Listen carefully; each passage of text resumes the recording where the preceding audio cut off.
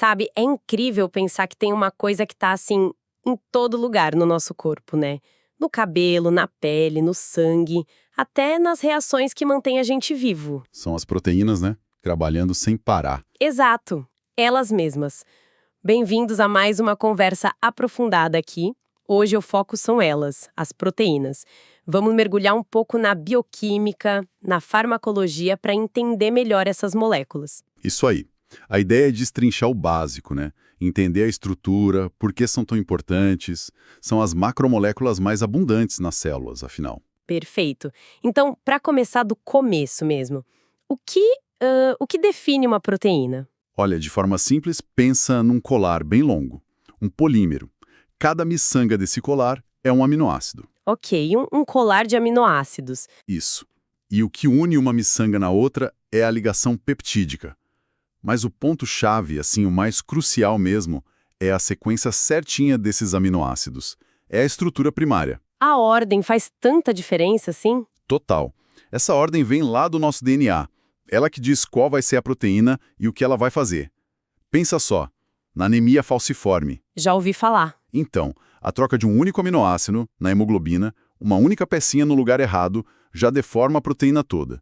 E aí o transporte de oxigênio fica super prejudicado. Nossa, um detalhezinho com impacto gigante. Mas esse colar, ele não fica reto, né? Como ele vira uma coisa funcional, tridimensional? Não fica reto, não. Ele se dobra e em níveis. Primeiro aparecem os padrões locais, sabe? Tipo umas molinhas, as alfa-hélices, ou umas folhas dobradas, as folhas beta.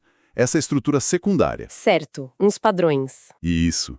Depois a cadeia inteira se enrola, se dobra numa forma 3D bem específica. Essa é a estrutura terciária.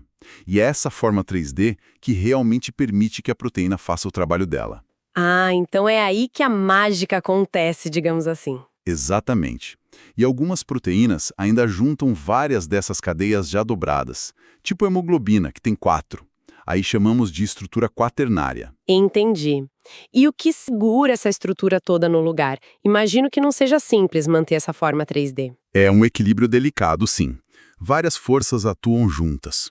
Tem partes da proteína que meio que fogem da água e se escondem no interior, sabe? Interações hidrofóbicas. Aham. Tem também atrações tipo ímãs pequenininhos, que são as pontes de hidrogênio, interações iônicas. E às vezes até umas ligações mais fortes, tipo uns grampos químicos, as pontes de sulfeto. Complexo. E essa forma final define se a proteína vai ser mais esticada, fibrosa, tipo colágeno, que dá estrutura e é insolúvel. Como nos tendões, pele. Isso. Ou se vai ser mais compacta globular, solúvel em água, que é o caso da maioria das enzimas transportadores. Entendi. Então a forma 3D define a função. E quais são as principais funções? Você falou enzimas? Ah, As funções são muitas, elas são as operárias da célula. Uma função super importante é a catálise. As enzimas são proteínas que aceleram reações químicas bilhões de vezes. uau! Pega a ciclooxigenase, a COX. É uma enzima-chave na inflamação, na dor, e é justamente o alvo de remédios como a aspirina, os anti-inflamatórios. Faz todo sentido. E transporte? Você mencionou a hemoglobina antes. Exato. A hemoglobina lá nos glóbulos vermelhos é o exemplo clássico de transporte de oxigênio.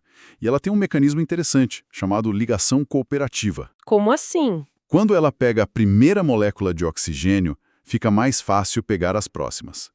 É um trabalho em equipe eficiente, sabe? E ela também sente o ambiente, tipo a acidez do tecido, e libera mais oxigênio onde precisa mais. É o efeito Bohr. Interessante. E a parte de estrutura, o colágeno que você falou? Pois é, colágeno é a proteína que a gente mais tem no corpo. A forma fibrosa dela dá toda a resistência para ossos, tendões, pele. É o nosso concreto, digamos assim. E tem aquela relação com a vitamina C, né? Tem. A falta de vitamina C atrapalha a formação correta do colágeno. Aí vem o escorbuto, com problemas na pele, gengiva. Mostra como a estrutura depende desses detalhes. E tem mais funções ainda, né? Defesa, movimento. Sim. Anticorpos que nos defendem de invasores. Actina e miosina, que fazem nossos músculos contraírem. Hormônios como a insulina, que regula o açúcar no sangue. A lista é enorme. É ficar claro que a forma é essencial para tudo isso. Mas aí me vem uma dúvida. E se essa forma 3D perfeita se perder? Ótima pergunta. Se a estrutura se desfaz por causa de calor, pH muito ácido ou básico, solventes, a gente chama de desnaturação. A proteína perde a forma e, claro, perde a função. Tipo ovo cozido. A clara fica branca, sólida. Exatamente. A albumina da clara se desnaturou. A função original dela já era. E tem problemas mais sutis, além dessa desnaturação total. Tem sim, e podem ser até piores. É o chamado misfolding, o dobramento incorreto. Aí entram os prions. Prions. Isso é da doença da vaca louca, né? Isso. É um conceito quase bizarro. Uma proteína que, só por dobrar errado, vira uma forma infecciosa e causa doenças terríveis no cérebro, como o Creutzfeldt-Jakob. E não é só isso. O Alzheimer também tem a ver com uma proteína que se acumula de forma errada, a beta-amiloide. Que coisa! Pensar que um erro no jeito de dobrar pode ser tão devastador. Então, o que a gente tira disso tudo? Para a medicina, entender isso deve ser fundamental. Com certeza. A imensa maioria dos remédios que a gente usa age justamente interagindo com proteínas, seja bloqueando uma enzima, ativando um receptor na célula, mexendo no transporte.